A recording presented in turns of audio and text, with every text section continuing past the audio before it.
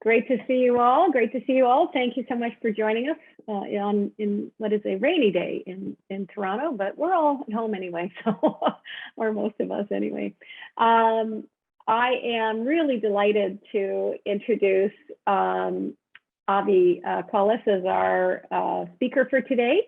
Avi is he's a visiting scholar with the Schwartz Reisman Institute for the year, and he's visiting us from University of Texas at Austin, which for my 30 years in the US was the only UT anybody recognized. So another one. Avi's going to be talking about quantifying the user value of social media data. He's an assistant professor in the Information Risk and Operations Management Department at the McCombs School of Business at UT Austin. He's also a digital fellow at the MIT Initiative on the Digital Economy, which is where I originally met Avi when I gave a talk there in Eric Brynjolfsson seminar, I think a few years ago. And he's also a digital fellow at the Stanford Digital Economy Lab. I guess you're kind of following Eric around a little bit, Avi. His research interests include the economics of digitization, focusing on measuring the welfare gains from digital goods. His research has been published in top-tier academic and practitioner journals, including Proceedings of the National Academy of Sciences and the Harvard Business Review, and has been covered in major media outlets and policy reports, including the New York Times, Wall Street Journal, Washington Post, The Economist, and the annual report of the White House Council of Economic Advisors. So we're in very good hands. We are grateful for his joining us today, and please welcome Avi. And Avi, we're to you now. Yeah, thanks, Julian, and thanks for the introduction. And it's also nice to see some familiar faces here. Yeah, hi, Christina. Hi, Laura. Hi, Shreyas. Let me share my screen.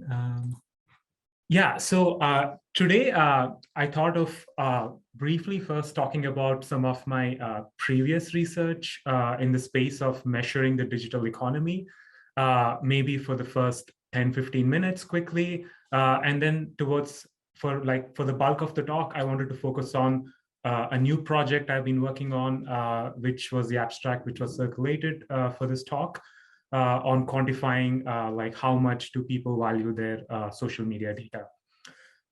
So the first paper which I'll talk about, which was like the main paper of my dissertation research. So that paper is about measuring welfare or consumer surplus or consumer well-being in the current digital economy. So the motivation for my dissertation and also for most of my research agenda, it's this question of how are we doing, and traditionally when we try to answer this question of how we are doing as a society or as an economy, the most common metric which we use is to use something such as GDP or productivity, and we look at changes in these metrics over time and use these changes as proxies for changes in well-being. If GDP and productivity increases, we think of the society as being better off by a certain percentage point. If it goes down, then we think that we are worse off. And this relationship between GDP and well-being, it works fine for most types of goods, especially goods in the 20th century. But it's important to remember that these are metrics of production and not well-being. And the creator of GDP, Simon Kuznets himself, warned us against using it as a metric of well-being. But having said that, it works fine in many cases. GDP and well-being are oftentimes pretty well correlated.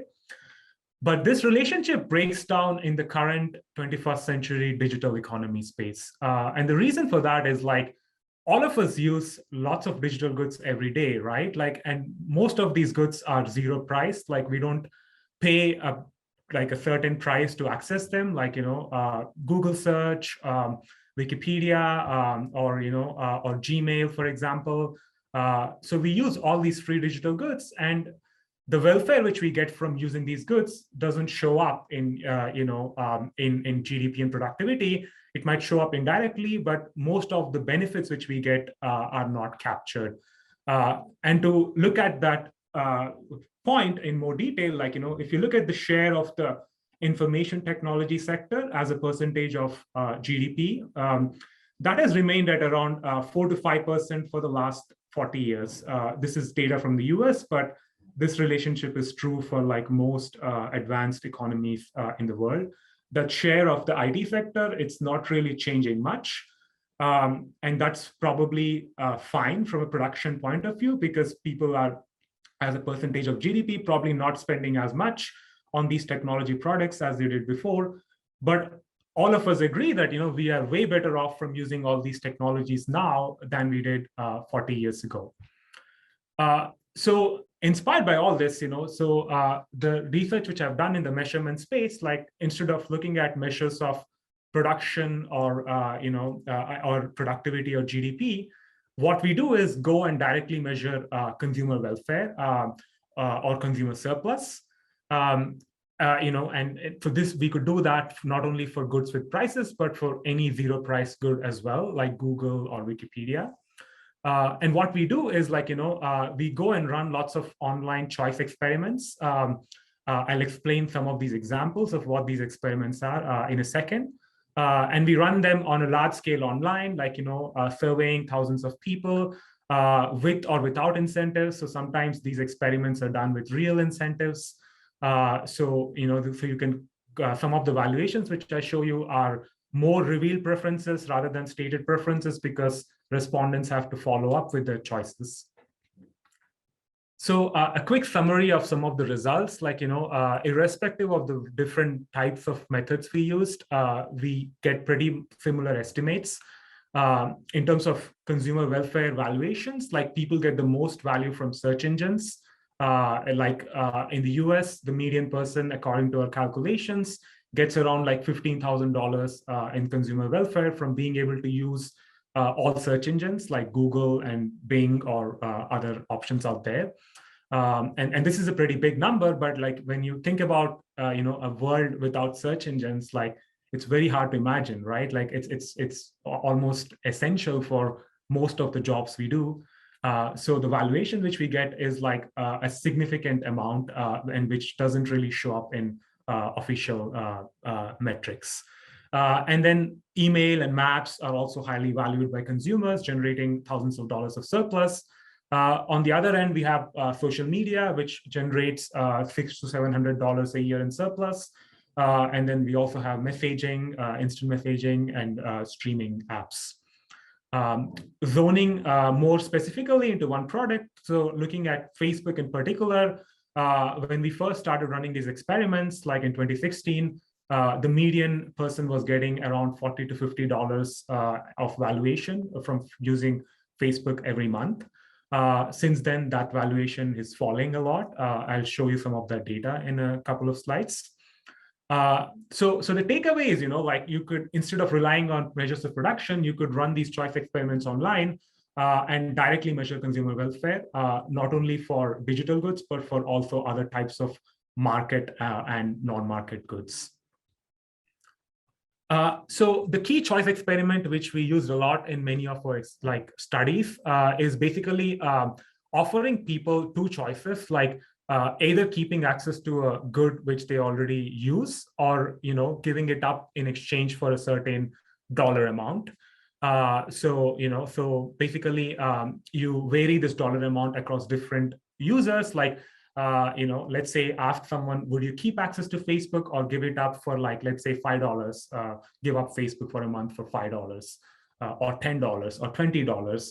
So vary this dollar amount across different users, run such surveys like across thousands of users, aggregate all the data, and then once you have all the data, you can start estimating demand curves, because you have prices and quantities for even free goods. And we can do these experiments with real incentives. So instead of asking a hypothetical cheap talk question, we can actually implement their choices. So this is what we did in the case of Facebook. So what we did is we recruited a nationally representative sample of the internet population. So we've been doing this since 2016. So what we do is we ask people if they give up, if they keep access to Facebook or give it up for like $5 or $10. And we randomly select some of them. And if someone says that they'll give up Facebook for $10, then we give them that offer. We ask them to give it up for a month. At the end of the month, we go and verify if they have actually complied or not. And if they have complied, they get the cash amount. So these are, with real incentives. So it's in the best interest of the respondents to reveal their truthful valuations. So I'll present you some of the results of what we found with Facebook. So on the right-hand side, it's the demand curve for Facebook. So on the x-axis, it's the percentage of the population which chooses to keep Facebook and reject the cash offers which we give them. On the y-axis, it's the dollar amount of the cash which we offer our respondents. So as you can see, right, like around 20% of the population is basically ready to give up Facebook for as little as $1. On the other end, you have around 20% of the population which doesn't give it up for as high as $1,000. So, some of these people get a lot of value from Facebook and they're not willing to give it up even for offers as high as $1,000. In terms of median valuations, like in 2016, when we first ran the study, like the median American valued Facebook at around $48 a month. So since then, it's been falling a lot. When we last ran this in 2020, the median valuation was like less than half of that, around $20 a month. During the COVID pandemic, like the valuation, the drop in valuation seems to have plateaued a little, and we just ran a new version of this study this summer, and I haven't got a chance to look at the data, but I'm curious to see if those valuations have bounced back or if they're continuing to fall. So we can not only look at the median valuations, but we can also look at heterogeneity in valuations and see what kinds of users gain the most from using Facebook. So not surprising, but if you spend a lot of time on Facebook, then you value it more. If you have lots of network effects on Facebook, like more and more friends, and you spend more time interacting with them, then you value Facebook more as well. In terms of demographics, interestingly, what we find is that women and older people value Facebook much more than male and younger users. We can also see what other apps they use and how that impacts their valuation of Facebook, to look at substitutes and complements across different types of apps. And what we find is that if you use Instagram a lot or YouTube a lot, then you value Facebook less. So these services are maybe substitutes to a certain extent. So you could apply this method, even to a free digital good like Facebook, and try to quantify how much value do people get from it, what types of users gain the most value from it. And you could do this across time, as we are doing here with Facebook, and look at changes over time. And the changes in these valuations are probably a better metric for how much better we are off by being able to use Facebook from a consumer surplus point of view. Is our welfare increasing or decreasing from being able to use Facebook? So this was a quick summary of most of the measurement work which I did during the dissertation work. And for next steps, what we are doing is we are expanding the data collection. So not only looking at digital goods like Facebook, but what we are doing is we are running way larger online experiments than we did in the past. So we're trying to get way larger samples, of hundreds of thousands of users, and trying to measure how much welfare they get, not only from digital goods, but also from a representative sample of goods from the CPI basket. We're also looking at other non-market goods like household production, and we're also trying to come up with clever ways of trying to measure maybe things like environment and things like that. Yeah. So this was a very quick summary of the work which I did in the past. So maybe this is a good time to stop quickly for questions, if there are any, before I move on to the current work in progress, which I will present. Thanks, Avi. Any questions for right now? Let's see, Christina. Yeah, so Avi, as you know, I'm familiar with it and excited by this whole stream of research. I think it's great to go after this with new measurement. one kind of question that has kind of persisted for me with this approach is disentangling the availability of substitutes from trying to understand how we value this kind of, substitutes among either brands of the same service, product, service, whatever you want to call this, and kind of nearby things. So comparing Facebook to Instagram is not the same thing as comparing Facebook to YouTube or comparing Facebook to Twitter, versus changes in the valuation of that sort of type of activity. If you had any thoughts on that, because the people I know who've substituted off of Facebook went to Twitter, and I didn't see that mentioned. I didn't know if you'd have any sense of that. Yeah. So that's a good question. So some of the other experiments which I've also been doing, which I didn't present here, is trying to look at different bundles of those goods, like to look at Facebook and Instagram together. How much would we have to pay to give up that bundle, or give up all social media? And so that will let us estimate some of these substitutabilities across different social media platforms.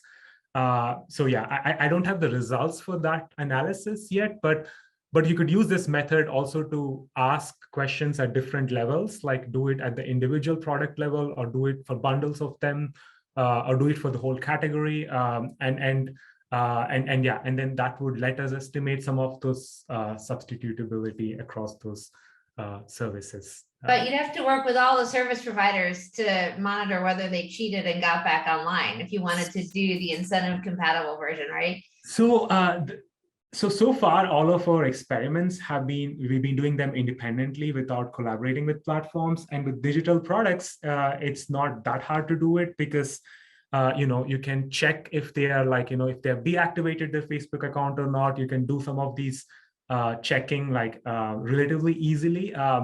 But yeah, it is a challenge to do it at a large scale with real incentives.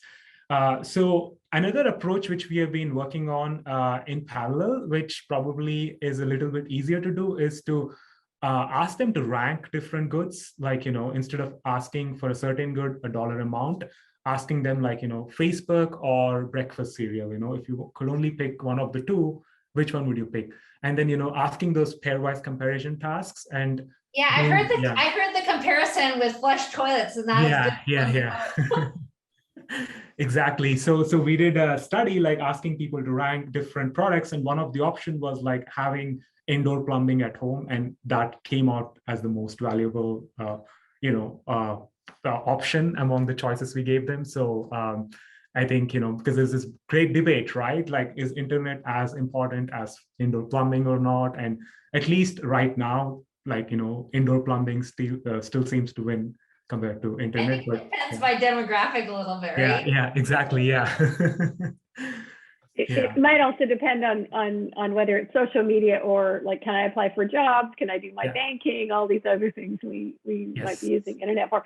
I had a question for you, Avi, just sort of going back, and maybe you want to bump this to after you've done the second part of your talk, but you led with thinking about welfare and thinking about how we measure that and what does that mean. And I'm just thinking for a number of people in our group here, thinking about there's measuring productivity, there's measuring value created. I get that. Would this methodology also help us measure things like the impact of different approaches to, say, our recommendation engines? So, to what extent are we making people better or worse off with the way in which we are, the news feed is being curated with AI and so on in our recommendation engines? I'm just wondering if you've given that any thought, or if that's sort of on the horizon there. Yeah, so that's a great question. So we have been thinking about for example, targeted advertising and also recommendation engines, and trying to quantify those estimates as well. But to do those properly, we would have to collaborate with platforms and run experiments on the platform. You could use the same method, but we would have to collaborate because we need to create a version of that site with and without the recommendation engine.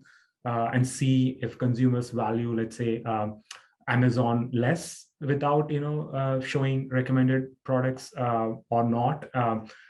So yeah, so you could use this method to measure those. We haven't been able to do it properly so far because that would require collaborating with the platform. Yeah, and I don't think you actually need like two platforms with and without you just need to tune the recommender. Yes. They're all individually tuned in it. Like at Facebook, I'm pretty sure they're pretty individually tuned as it is, right? So it's a question of where you set the dials for individual users, and then I'll check that. I think that's an interest. I'm just really struck that if you've got a nice metric like that, and you're able to do some incentive compatibility to say, not just hypothetically what you say you'd be willing to give it up. It may actually be that if you gave up Facebook for a month and we sent you the amount of money you said you'd need, if we could confirm you did that. I'm very intrigued by that as a metric for them evaluating this very, very hard to value thing of the quality of the recommendations. Anyway. That's it. So I have one ongoing project. I don't have the data yet, but we are doing that with targeted ads and like dialing up or down like how much targeting which goes into like ads on like a platform, and see if users end up valuing the platform more or less based on the kind of ads they're getting. It's like a related but different question, but but that's a good point. Yeah, thanks for that. Super. Any other questions before we move on, or? Okay, let's. Oh, I've got Michael. Go ahead, Michael. Yes, hi. Sorry for taking too long to raise my hand.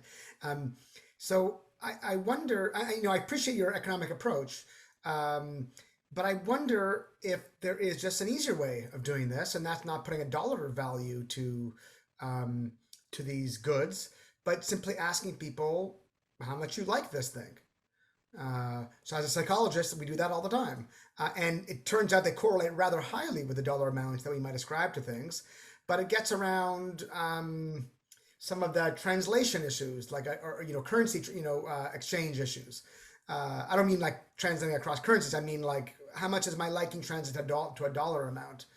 Which is like, and I wonder if it'll capture what you want, because so for example, for myself, I'm ambivalent about Facebook, and my liking will reflect my ambivalence.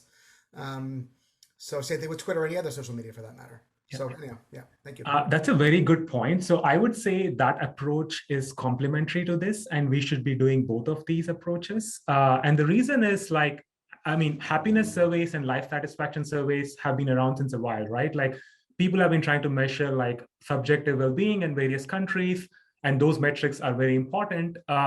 But as we all know, right, like when it comes to policy making, like we need to look at those scores, but we also look at dollar figures like GDP and productivity. And in the context of, let's say, Facebook, right, like there's research, including that paper by Hunt Alcott and Matt Chenskow and co-authors, where they find that the effect of Facebook on like subjective well-being and happiness, it's a slight negative. It's not a big negative, but it's a small negative effect. So that is not well correlated with dollar estimates in this case. Like, dollar estimates are pretty large and positive, but the survey happiness question is like a slight negative. So they need not always be correlated very well, especially if the products are addictive in the, with many of these digital goods. Although we still don't have good evidence on if they're addictive or not, but that might be the case. So I would say both of these approaches are needed, and just looking at these dollar estimates doesn't tell you the full story either, because like the takeaway from this exercise is not like Facebook is great, it's creating lots of dollars of surplus. So it's true from like an economic consumer surplus point of view, but we don't know yet, right? Like, or maybe some other research shows that it might not be making us that happy. So I would say like we should be looking at both of these estimates together for a full picture. Okay, so So in the next part of the talk, I wanted to talk about a current project in progress. We just got the data, quickly wrote up a preliminary draft. We're still revising the draft, so would really appreciate any questions or comments which you may have.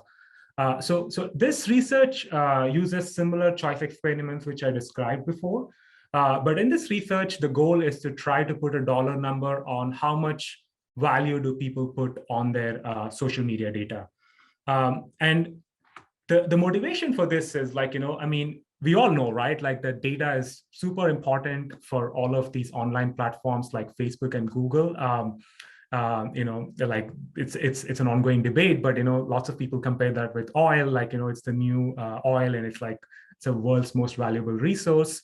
But when you look at the literature in terms of how much value do people put on their data, like the valuations are all over the place. We still don't, there still isn't a good consensus on like how much in terms of dollars, do people put on their data.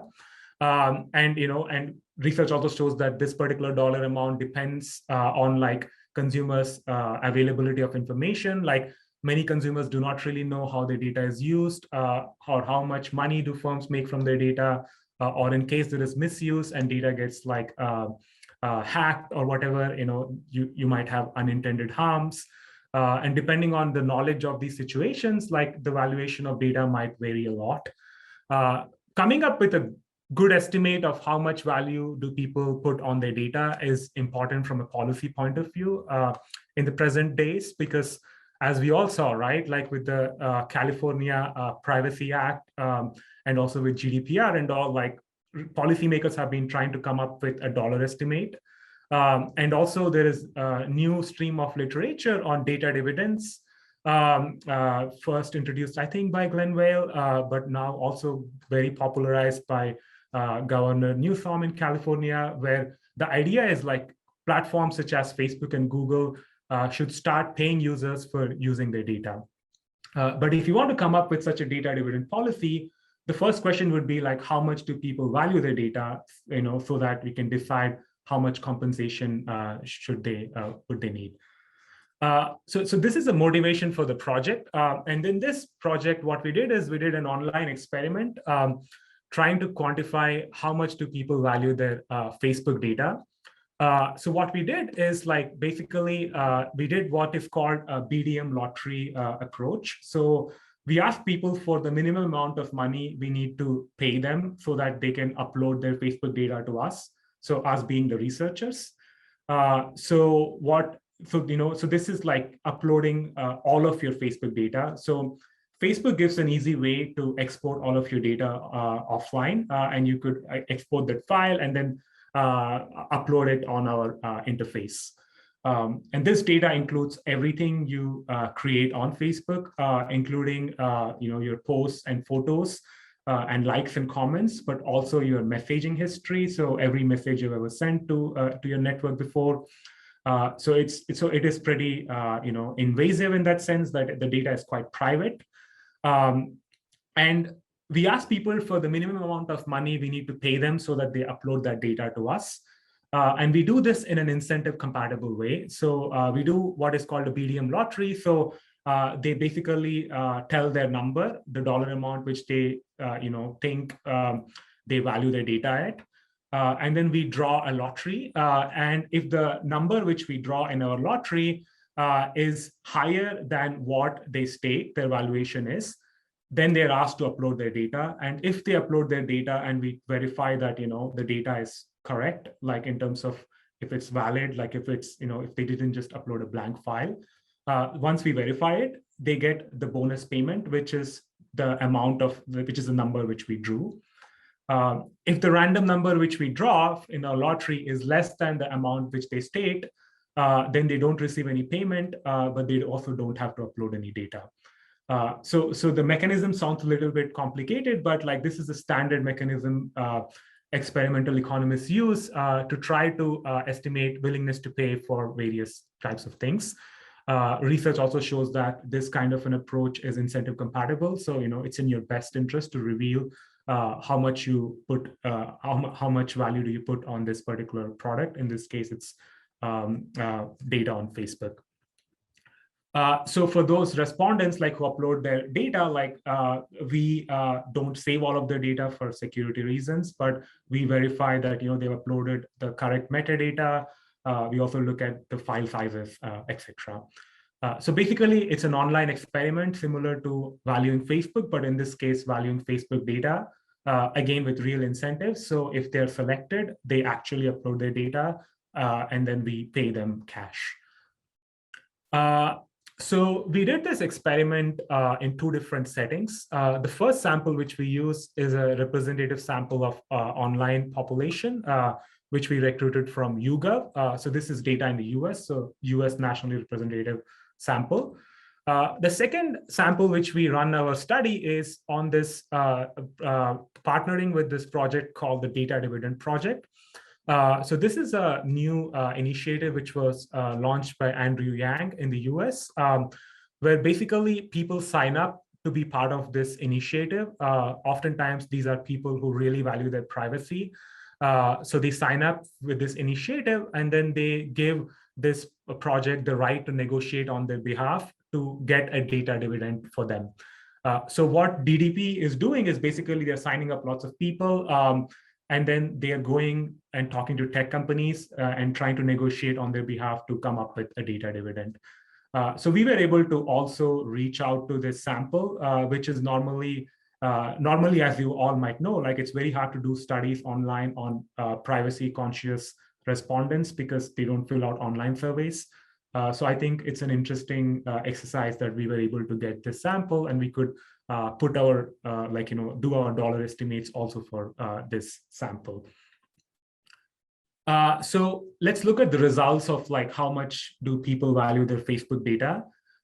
So the first takeaway which we saw is, let me directly show you the figure. So what we saw is the distribution of valuations is bimodal. So there is a big mass of population which doesn't value the data that much. There's a big mass of population which values their data at basically a large number or infinity for all purposes. So they believe in privacy as a fundamental human right, and they are not willing to give up their data for no matter what the dollar estimate is. So in this chart here, the x-axis, it's the dollar amounts which they stated, which the data is worth. The y-axis, it's the number of people who value it at that dollar amount. So around 15 to 18% of the population values their Facebook data, including messages, at less than $100. Around 25% values it at over $10,000. So these are people who really think of privacy as a fundamental human right and are not willing to give up for whatever high amount we offer them. In terms of median valuations, the median respondent values all of their Facebook data at $750. This might seem like a big number, but it's important to note that it's their entire stock of Facebook data, including messages, since they joined Facebook. In our sample, the median respondent was on Facebook for 12 years. So this valuation ends up being around $73 a year or around $6.50 a month.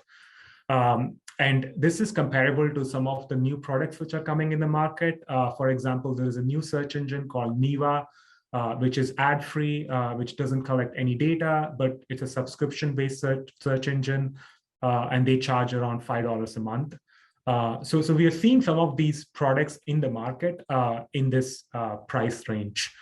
For the data dividend project sample, which is more privacy conscious, the median is $1,000, significantly higher than the representative national sample.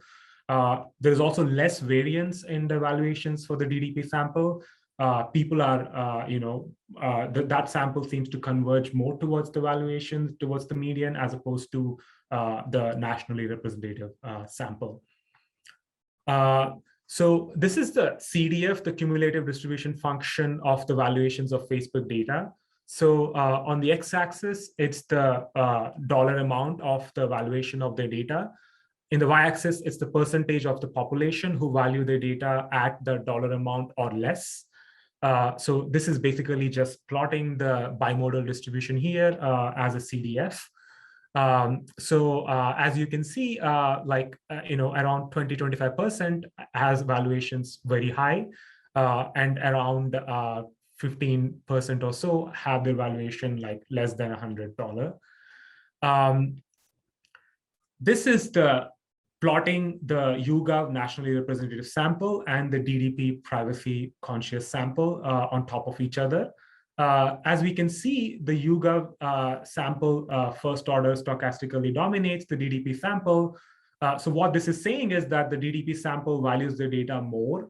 The median is way higher at $1,000 compared to $750. But also throughout the entire distribution, the DDP sample, let's say just focusing on people with low or high valuation, the DDP sample always has a higher percentage of people who value the data more than the nationally representative sample. So this was the first result which we saw. Next, looking at heterogeneity in data valuations across different demographics, we also saw some interesting results. The first result is looking at ethnicity. What we found is that Black Facebook users value their data significantly less than white Facebook users. In our sample, the median Black Facebook user valued their Facebook data at $500, while the median white Facebook user valued it at $1,000. Similarly, female users value it significantly less than male users.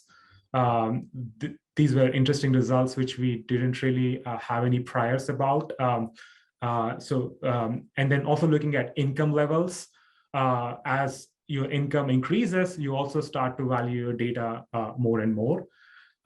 Let me show these results again in the figure format. Avi, can I just Yes. ask you a question? Yeah. Is that controlling for the other? So, you know, for race, is it controlling for income or is it just descriptive? Yes, so this is just a descriptive result, but we have regression results controlling for the other demographics, and the heterogeneity still stands. Yes, yeah. So yeah, looking again at those cumulative distribution functions. So as we can see, like, so we don't have a big Asian sample in this population because it was a nationally representative sample and we didn't have enough data points. But looking at the respondents whom we did collect data on, the Asian population seems to value it the most. So if your CDF is below the other CDF, then you value data more because it's a cumulative distribution function. And as you can see, the CDF for the white sample, again, the CDF for the Black sample, which is similar to the Hispanic population, first order stochastically dominates the cumulative distribution function of the white population. So not only are the medians lower for the Black and Hispanic population compared to the white population, but throughout the distribution, their valuation seems to be lower. Looking more closer at different valuation bins. So what this chart shows is the percentage of the population of that particular subgroup whose valuation is greater than a certain dollar amount. So we can see from this figure that as the valuations increase, so just focusing on, let's say, the high valuation individuals, like people who value their data at over $10,000, so those who really believe in privacy, even if you zone in on that particular population, we see, for example, that the white population there's a significantly more number of white population in that sample compared to Black and Hispanic. And again, the Asian sample seems to be even higher than the white population. And this relationship gets stronger with higher valuations compared to lower valuations. Yes, I see a hand raise, Michael. Well, this is super fascinating, but I want to reiterate what Jillian said. I mean, you can look at the income differences across the races in the U.S. and they'll mirror this exactly. So, I mean, definitely would want to parcel that out for this to make sense. Yeah. But sorry, go ahead. I also have these results in a regression format. So for example, controlling for income, education, and age, the gender and the ethnicity results still hold up. So I was, earlier I was presenting just the descriptive statistics, but even controlling for those other demographics, these differences do hold up. But pretty small effect, right? R squared of 0.001 for Looks like for Black, is that what it is for race? So the R square probably won't be very informative in this setting, but rather the differences between those groups, because yeah, we're not trying to explain all the variation in the data, but the differences are quite significant. Yeah. Okay, so my comment is a more fundamental one, which is that I'm sure you're aware of the work in behavioral economics about the mere ownership effect, right? So I've got a mug right here. It's a little blurry, but if someone gives me a mug and now it's mine, I own this mug. Now I need a much higher price to give up the mug than what the mug is actually worth. Yeah. Right.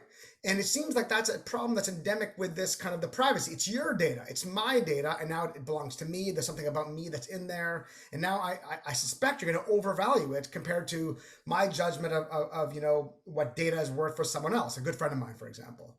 Yeah. So you have any way of controlling for this kind of mere ownership effect? So from our point of view, we are more interested in we want to calculate the value of data, including that ownership effect you're describing, because from a policy point of view, people already, they own their data, right? Like, or at least they have their own data, and then they can go and join different platforms. And when we think of data dividends, right, like people already own their data, and policymakers are trying to think about how much payment should we give people to compensate for their data. So from the point of view of our research question here, we actually, that's a feature, not a bug, that this is capturing like some of the endowment effect you're describing. Yeah, and that's fair. But then I think consumers should be wary of what policymakers are proposing, because you just said Facebook is valued at $50 a month, but people only value their privacy at $5 a month. So are people going to be willing to pay $45 a month minus the little discount for their data? It's more of a comment than a question, but yeah. Yeah. No, thanks. That's a good point. So I would say so going back to the previous Facebook valuation, so in that exercise, we were more interested in the changes in valuations over time rather than the absolute numbers. So looking at is Facebook getting more valuable or less valuable over time, and looking at that delta as a proxy for are we better off or worse off from a consumer welfare point of view. And that would probably also account for some of those endowment effect which you're describing, because we are not focused on the absolute numbers, but changes over time. But yeah, point well taken. Thanks for the comment. I see a couple of questions. Shreyas first, and then maybe Laura. Let Laura go first because she raised her hand first. Laura, yeah.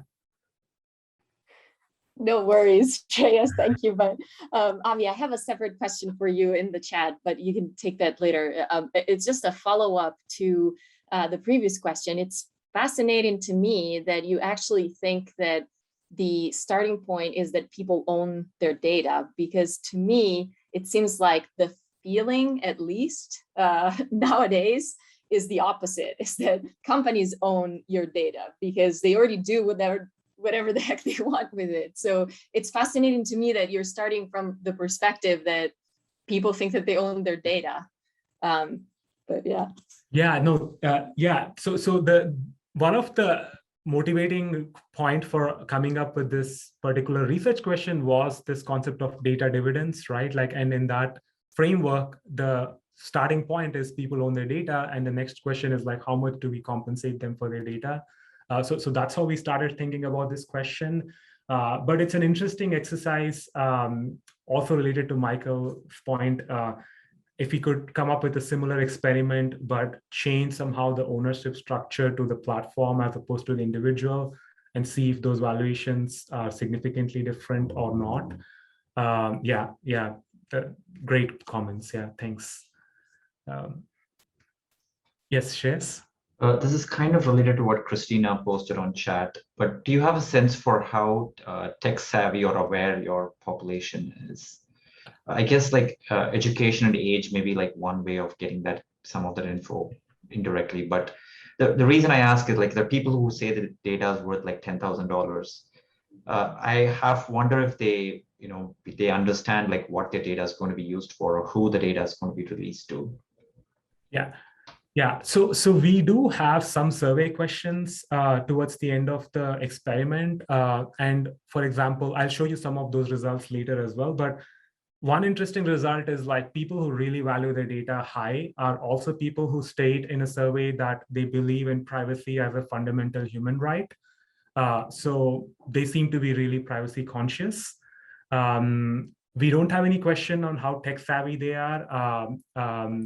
But yeah, that's something to think about as well. And I will talk about some of the some of the information interventions we did as part of the study, where we try to see what happens if we educate people about their data. So I'll show those results in a couple of slides. So Jillian, by the way, I don't see the chat. So if there are chat questions, then maybe you can ask as well, maybe now or later, whenever. But I see the hand raises, but not the chat. Right. Okay. So Christina had a question. Christina, do you want to jump in with that now? I can try. Okay. Computer problems. Yes, I could read it for you if you'd like, but that may come across better. Okay. All right. Let me do that. So Christina's asking, related to Michael's point about ambivalence, is it possible to elicit information on how precise their valuation is, or how much they understand about how their data is used? Which we also had Laura asking about. I think it was Laura. Maybe it was Shreyas. Yeah. Shreyas, you just asked that. Sorry, I knew I'd heard it. Avi. Yeah, thanks. So maybe, let's hold on to that question for a little bit. I have some information interventions, I think, which will try to answer some of these points. Yeah. Okay. Laura had another question. Laura, do you want to ask that one now or save it for after? Oh, whichever. Avi, if you want to complete the presentation. No. I think we are good on time, so I think you can. You can go ahead and ask. Oh, so my question was simply that since I think you said you don't, probably because of IRB issues, you don't really get their Facebook profile data. So I was wondering, how do you, besides size of the file, which is obviously a function of how much information they have, how do you get around the problem of sensitivity of the information? So basically, I can have, based on file size, a lot of information on Facebook, but maybe there is no, nothing sensitive. Maybe all the pictures that I post are from birds, So I guess, do you have a sense of how the sensitivity of the information is driving the valuation rather than just the amount? Yeah, that's a good question. And yeah, we don't really have a good sense. And also, another point to note is this is a BDM type lottery approach, right? Like, so we don't have lots of people whom we actually make the offer to. So we don't have data on like sensitivity or even size, like, and how that impacts valuations. We do have some survey questions about how long they've been on Facebook, how often do they use Facebook, and also some questions related to privacy, like, but we don't have that, like, we don't have an objective metric based on their Facebook data. And you're right. I mean, we did have a long back and forth with the IRB at CMU where you were before, and it was tough to convince them that at first we wanted to save all the data on some external server and analyze it. In the end, we just couldn't save it except metadata. But the respondents don't know that. They're briefed only at the end of the survey that we saved the summary stats, but not the actual content. Thanks, Avi. Zubin has a question. I think it was actually along the similar lines of, I believe, Christina's question, which is there seems to be a spread between this concept of perceived value of your information and then the true value of your information, which, in this case, Facebook as a platform owner may be utilizing your data in aggregate forms for a variety of other use cases downstream inside their infrastructure. And there seems to be, no real clarity as to whether, that information is being utilized or my information is being utilized in what context downstream. And it would be interesting to be able to sort of see if there's a model out there that could actually help trace that and perhaps value the dividend a little more precisely than the perceived value that we're testing for here with the BDM lottery. Yeah, yeah, no, that's a good point. Thanks. Yeah, we were brainstorming lots of different interventions which we could try out, which might affect these valuations. One of the intervention was what happens with their data downstream, and varying that and see how that impacts valuations. In the end, because of limited sample size, we did 2 of the interventions which we thought, not the one you're mentioning, but that's a good point for future research. Yeah, thanks, Subin. Yeah. Avi, I just had also one question looking at this, these regression results here. Can you help me understand sort of the size of that effect? So I'm just looking at column 5 with we've got all your controls in there. Yeah, so so in terms of dollar estimates, I think so it would be closer to this basically. So basically, for the female and Black population, it's almost half of the estimates of the male and white Facebook population. Yeah. Even after we put those controls in there, so yes, it's still not, it's not washing out too much. No, to put the controls in, it's not washing out too much of your descriptive. No, okay, well, that's very helpful. That's pretty sizable. Yeah, it is pretty sizable, and we can see that in these cumulative distribution functions as well, that the difference remains significant like throughout the distribution. And here, I think for example, we also have like a result on income levels. So interestingly, like those who prefer not to report their income, so are like value their data the most, probably because they are privacy focused.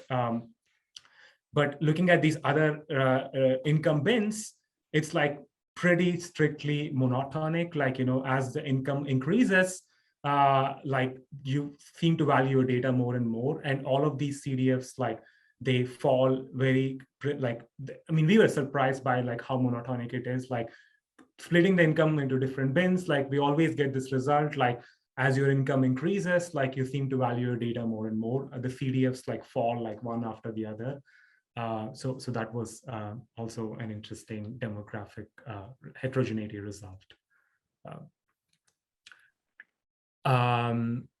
So yeah, maybe next let's move on to some of the information interventions we did.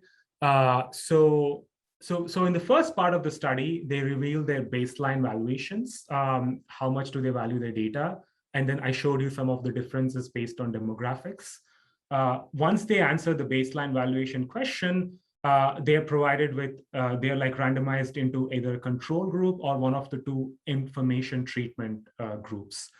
And the motivation for these information treatments is that, probably individuals don't have all the information they need in order to come up with a dollar estimate of how much their data is worth. So maybe we could try some of these simple information interventions and see if they significantly impact their valuations or not. So once they get this information intervention, they are given a chance to revise their valuation. And then whatever revision they do, the new number is what we would use for their BDM lottery. So that's the number we would use for like actually selecting them or not. So they get this information treatment, and then they're given a chance to revise or not. And if they revise, then they can put in a new number. The two different information treatments we used in our experiment. So one is informing people about revenue per user, like how much money does Facebook make per user. And the other treatment is about informing them about how much did the courts decide your data is worth. And so recently there was a lawsuit against Facebook in Illinois with some data breach, and the courts came up with a dollar estimate of the average person was eligible for around $400 in compensation if they were a resident of Illinois in that particular time period. We wanted to keep the dollar estimate of the information treatment constant, just to see whether where the information is coming from matters or not. So we kept that $400 constant, and this is not a number we made up. This is like a real number. So with Facebook is expected to earn around $400 over the next 3 years. That's the real data from the market. The other is the legal settlement, where courts decided Facebook data breach led to like a $400 in loss to consumers. So once people answer the baseline valuation question, they get these information interventions, and then they are given a chance to revise their valuation. So what do we find? So we find that a third of the participants revise their valuation. Almost all of the revision is coming from low valuation individuals whose valuation is lower than the information we are providing them, which is $400. And all of the revision is upward. So it's basically people who value their data really low, get this information treatment that makes them very likely to update their valuation upwards. And this is not a simple anchoring story, because we only see revisions upward but not downwards from people whose valuation is over $400. So there is something beyond anchoring which is happening in this case. Once we provide these information treatments, the dispersion in valuations across different demographics, which I presented before, like race and gender and income, that dispersion reduces significantly. And the reason is, like, most of the low valuation individuals, they were significantly represented more by women and Black individuals and by lower income individuals. And once they revise their valuation upward, the median valuations across these different groups shrinks. For example, when we look at these low valuation individuals, like women are like almost 23% more likely to revise their valuation upwards compared to men. And comparing these two different information treatments, the revision is significantly larger for the data settlement treatment, where we inform them that the courts decided your data is worth this much, compared to the revenue treatment. The difference is not that big, but it is significant. So the settlement treatment seems to do a little bit better in terms of making people revise their valuation than the revenue treatment. And the takeaway from these information interventions is basically that there are some information frictions, and they matter once you solve that gap and provide them with accurate information. Some of the population is willing to revise their valuation, and that also reduces the dispersion between valuations. Avi, can I just before you move from, because Michael had a question in the chat that I was asking about, I was thinking about as well, with the difference in valuations on income levels. And Michael, I don't know whether or not you want to ask it directly. I'm just wondering if these results here kind of to some extent address this, but maybe Michael, you could ask your question and we could explore it. Sure, I'm happy to. I'm sorry I'm asking so many questions, but it's mostly that I'm really interested in this, so that's why. So I mean, it's going back to your income data, but it's also, I think the comment relates to this as well. And so the comment about income level is, is it truly that richer people value their privacy more, so they're educated more about privacy, they know more about it? Or is it that, like, in some ways, it's kind of weird to think of it this way, but like money is devalued for them. They have so much of it, like what's $1, what's $10? Nothing. They need $1,000 to be moved. And it relates to this because it speaks to the kind of slipperiness of these valuations, right? Like when you answer a question about a dollar amount, I know it's incentive compatible, I get that, so they're motivated. But all of a sudden they're anchored by a settlement. All of a sudden they gravitate towards that anchor. It suggests how, unreliable is not the right word I'm looking for, but how malleable these are and how difficult it would be to, I think, to go to, let's say, government policymakers to be, look, this is the value. Because it seems like if I primed them with, what if I said, actually the average Facebook user, values at 2,000. All of a sudden, well, the amounts will change too. So anyway, I wonder what you think of that. Yeah, no, that's a great point, and I agree with you. So I would say there is no one right answer here. Like there is no one right true valuation, right? Like, because research in the privacy literature shows that the context matters a lot based on what kind of information you give, etc. So in this case, like, so in the baseline valuation, we were trying to come up with and see what's like the baseline valuation is with the current information people have about the state of the world. And we were trying out these two different information treatments to see if the valuations change or not. This is just, I would say, a first step at coming up with these dollar estimates. So we've been talking about paying people for their data, but we have to come up with some concrete numbers, right? Like to inform policymakers, and also looking at heterogeneity across different groups.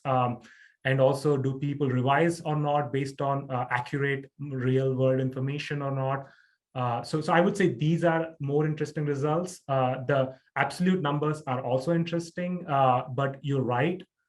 Like it's hard to define what is one right number, so these are some numbers, but you will get different numbers based on maybe some other types of interventions as well. Yeah.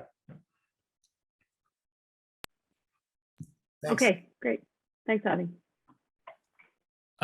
Yeah, so looking again at the revision results. So once we provide the information treatment, so this is for both of those samples, like the YouGov sample and the DDP sample.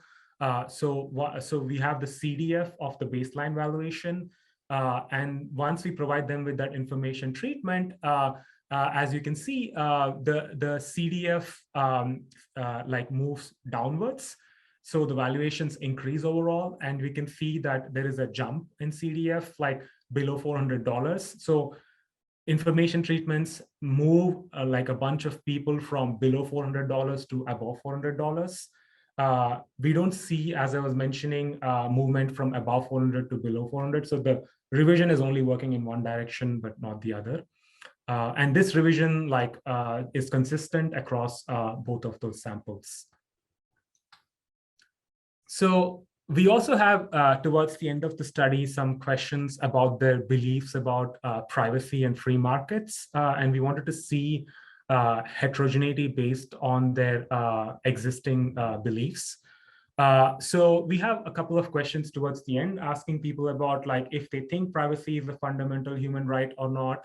Another question about if they think that free markets already value their data correctly or not.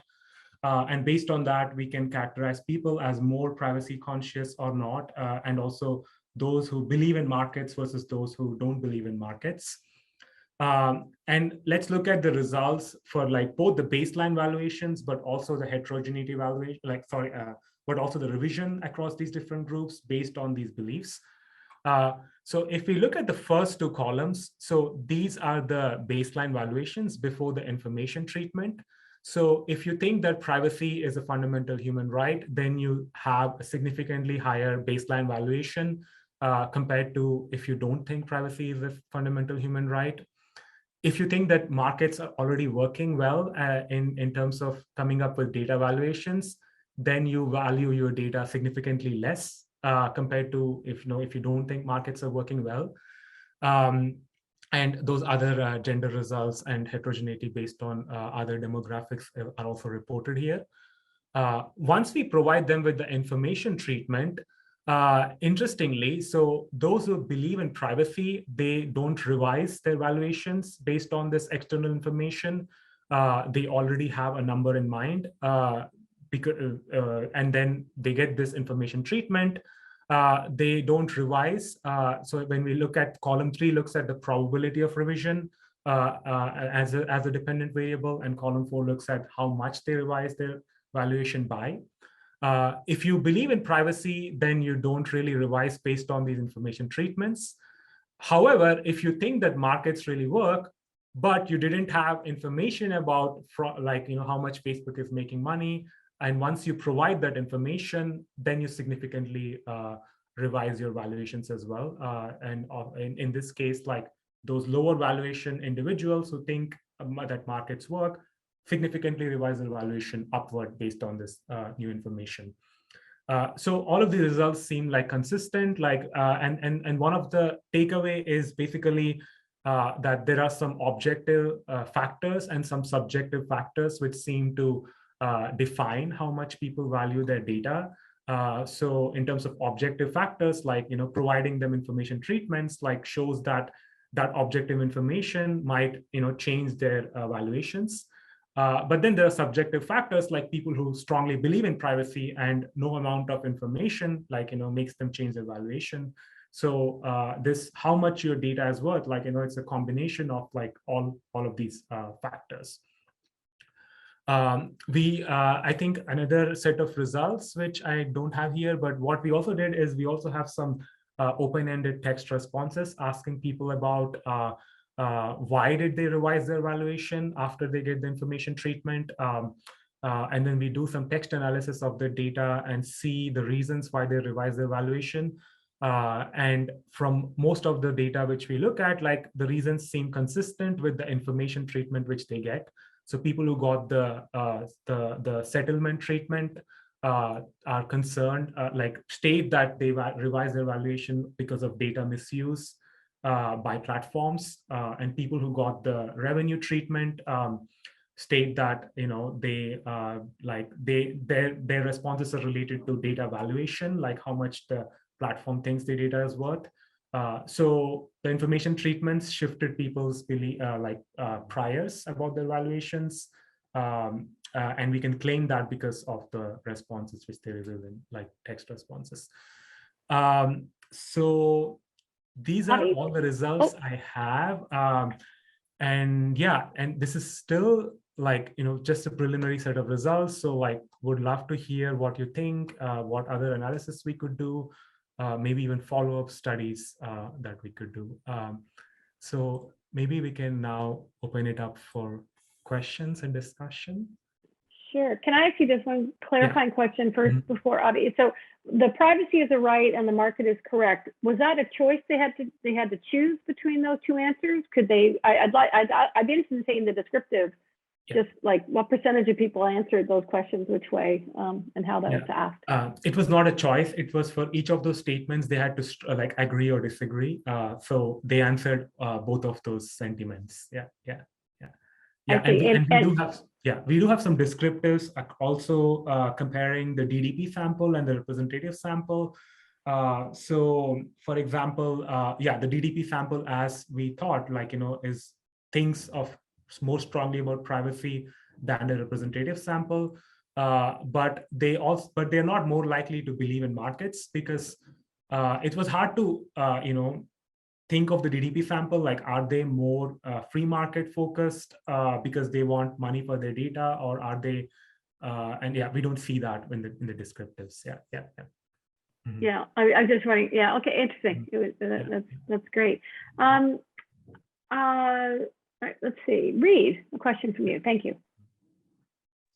Hey, thank you. Yeah, this is a really interesting talk. I do sort of like the sort of insights into what people get out of these platforms. And one of the things I sort of was thinking about while we were presenting this is some of the reasons I might not want to share some of the data with you, with a researcher, or with some like other person is properties of the data.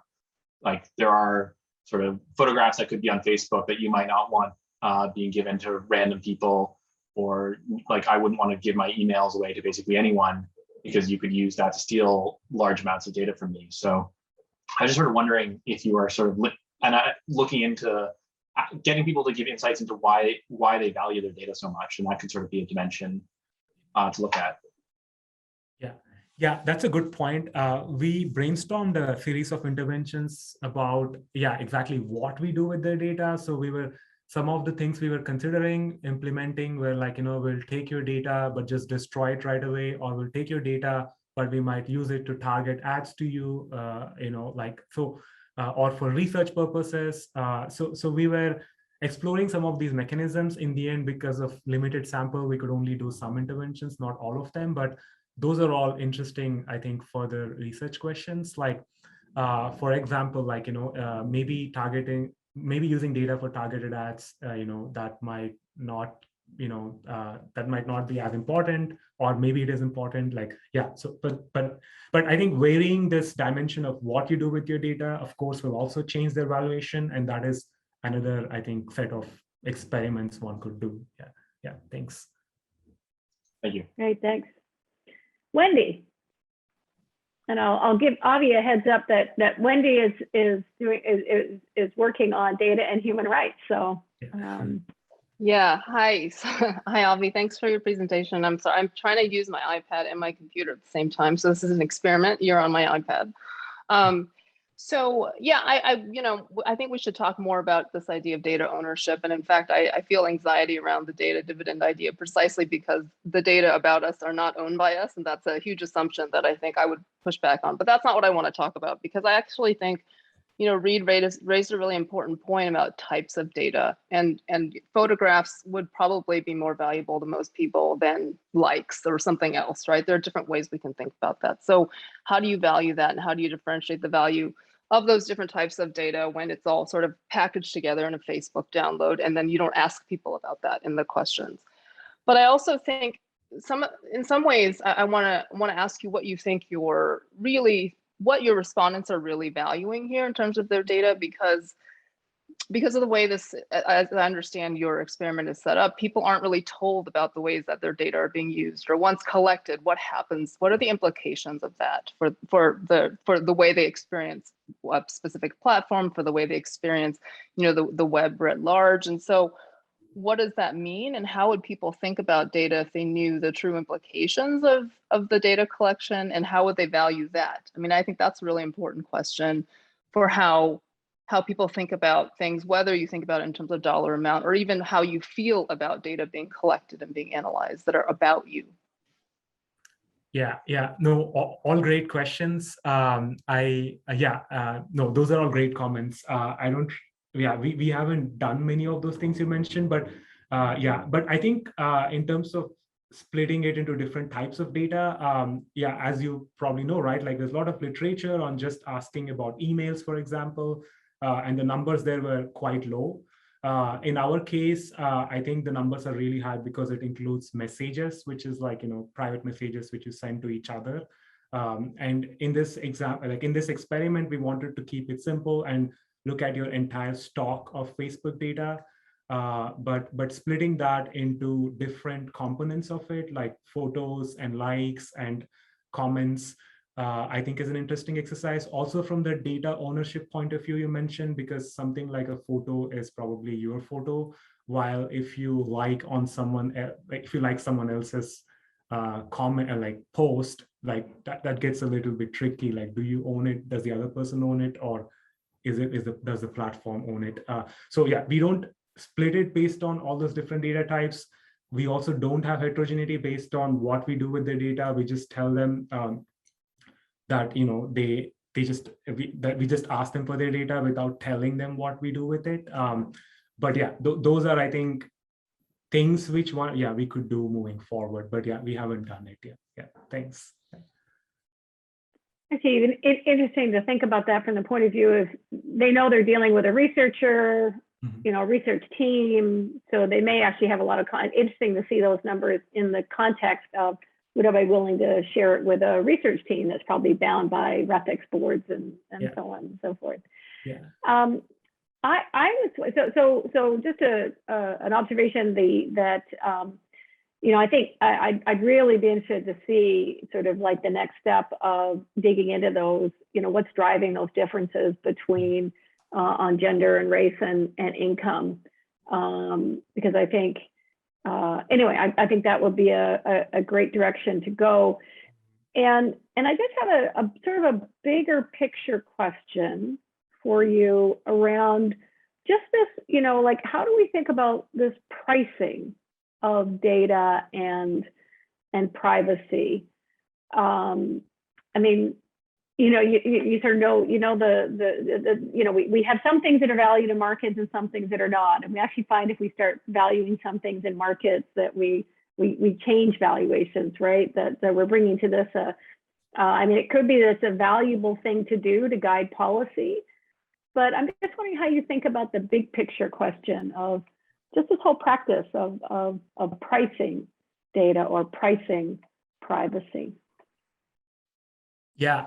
No, it's a great question. I don't really have a good answer, but you're right. Like, I think a complementary question to ask is, for all these different types of data, like how much money does the platform make from it? And then see if they're even correlated or not. Like, do the types of data, like let's say messages, people probably value a lot. but does Facebook make money from your messages or not? It's a good question. I don't really have a good answer to it right now. Yeah. We can see what anybody else in the crowd thinks about that. Other comments or questions for Avi? Shreya. Hey, Avi, nice talk. Quick question. Do you have, as a complement to your work, since you've been polling people about how much they value data, do you have a sense for like other related work in this area where people have tried to come up with valuations for how much data is worth? So, more, I guess, academic work on how much. So there is a lot of literature on, we are not the first to do these kinds of experiments, giving money for people's data. But there's a lot of literature in this space, most of which usually looks at things like email addresses, and they find very low valuation.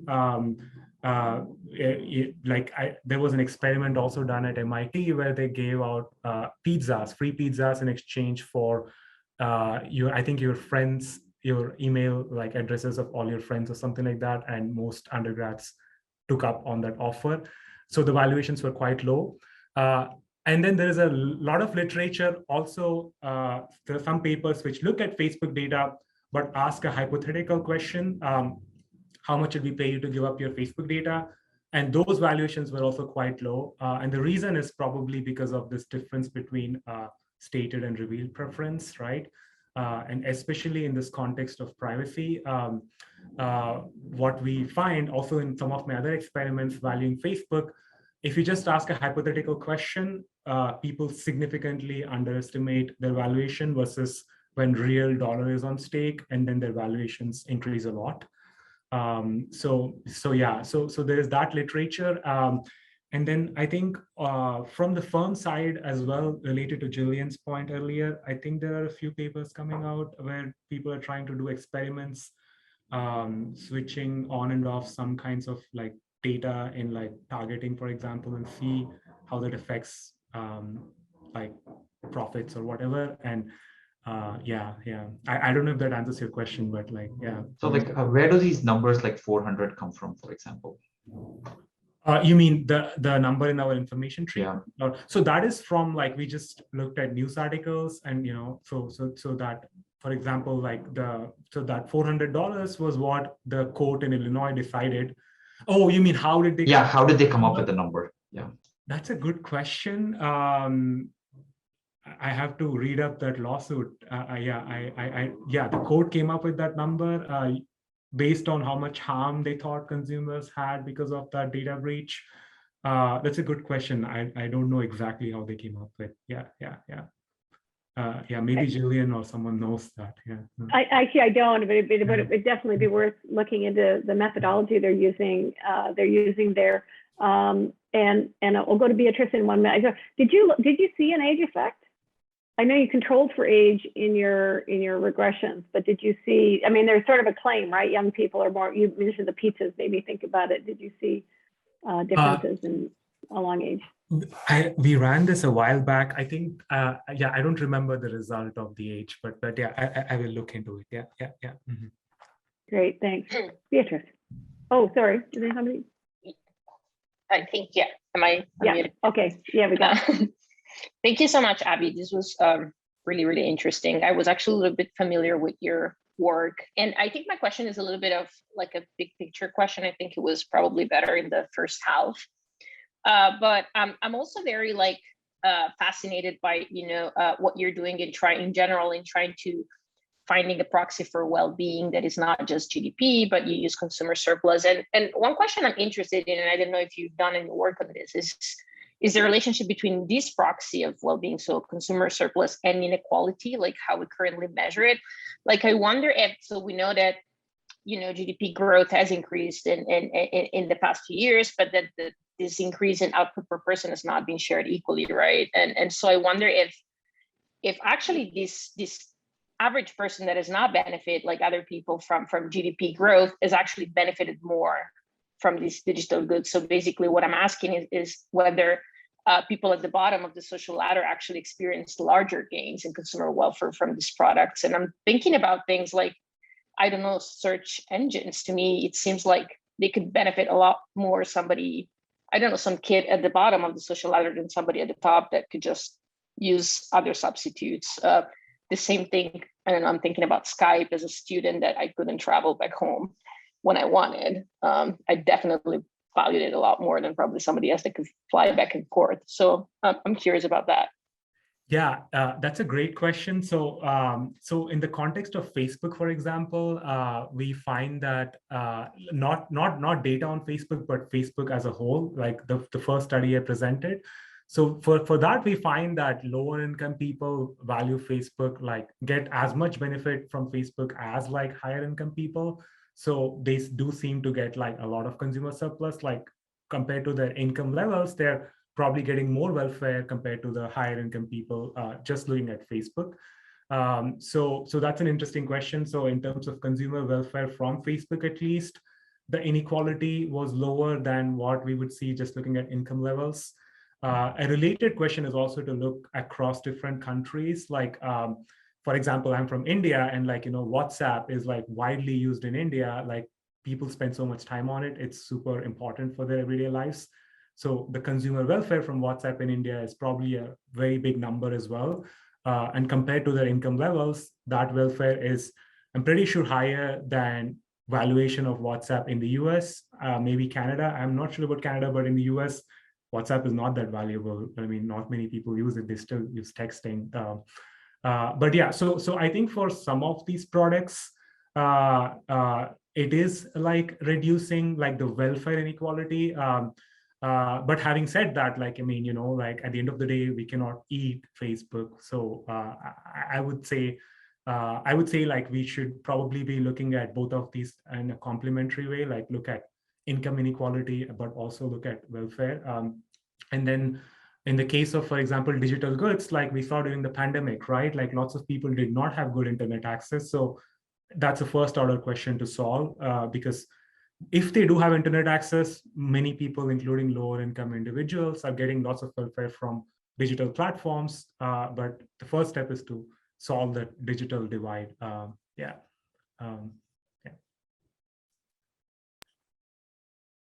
Great. Yeah, next question. Thanks, Beatrice. Any other last questions? Michael. All right, so I have one more, and it's also just trying to think of like alternative ways of assessing this, because I agree this exercise is really important, and it strikes me that there's a perhaps a similarity or an analogy with the way psychologists measure or thought about happiness. So there's like there's an approach that asks for hedonic, just feelings right now. Then there's something that's a bit more global, like subjective well-being. Those first two are kind of cohere with one another.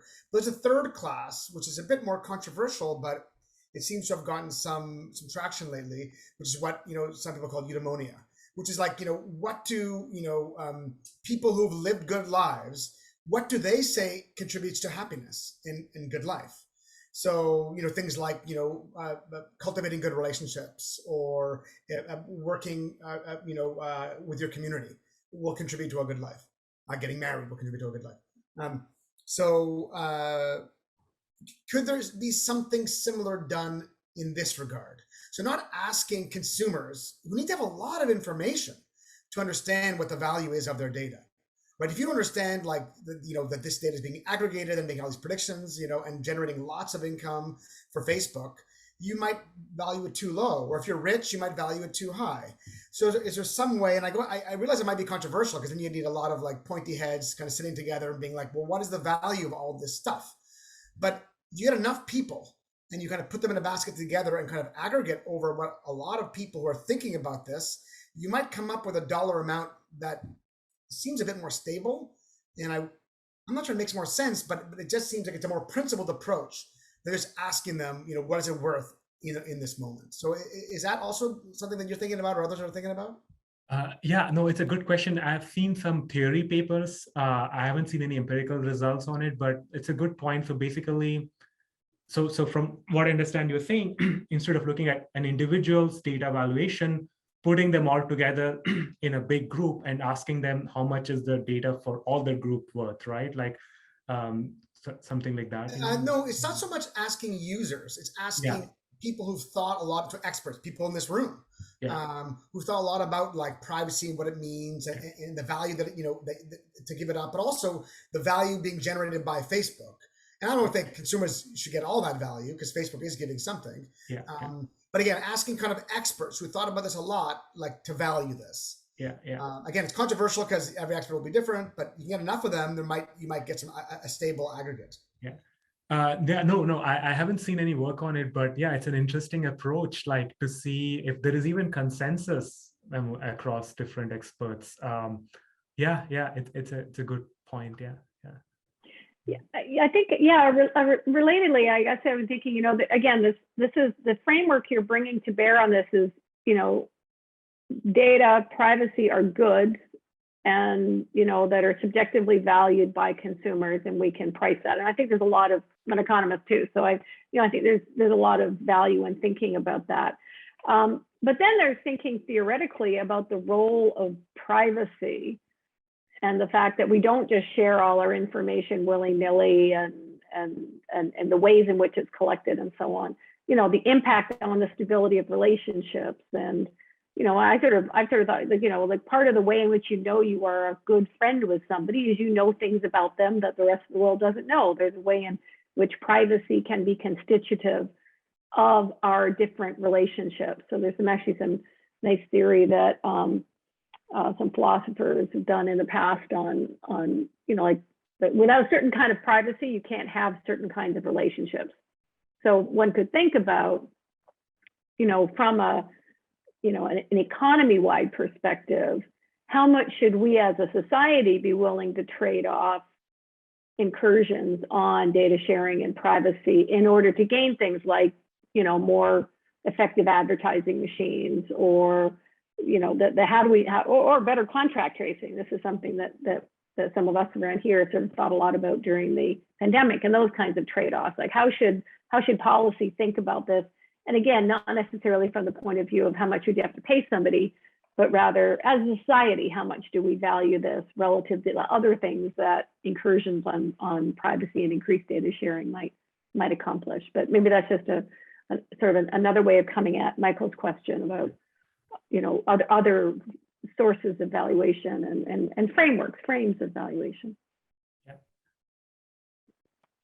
Thanks, Jillian. Okay, well, Avi, this has been just a terrific presentation. Thank you so much for sharing all of that work and for joining us as a member of our community this year. Avi's actually in Toronto, correct? I think you're in the city for this year. So really great to be able to interact with you, and to everybody for joining us. Thank you so much. Hope you'll join us next week as well. Our talk next week is Boris Babik, who has just joined the University of Toronto, and he's also one of our faculty affiliates here at Schwartz Reisman, and he'll be talking about, this is a very great title, The Case Against Explainable Artificial Intelligence and Machine Learning. So look forward to seeing you all next week at 3. Take care. Thanks. Bye. Bye, everybody.